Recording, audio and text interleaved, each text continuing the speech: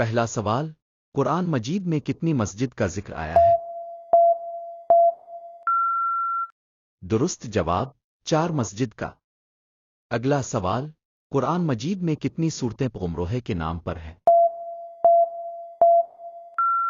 درست جواب، 6 صورتیں۔ اگلا سوال، کس نبی کو قرآن میں خلیفہ کے نام سے پکارا گیا؟ درست جواب، حضرت داؤد علیہ السلام۔ اگلا سوال، جنات کے ایمان لانے کا واقعہ کس سورت میں آیا ہے؟ درست جواب، سورہ الاحقاف۔ اگلا سوال، قرآن مجید کی کس سورہ میں بسم اللہ 2 مرتبہ آیا ہے؟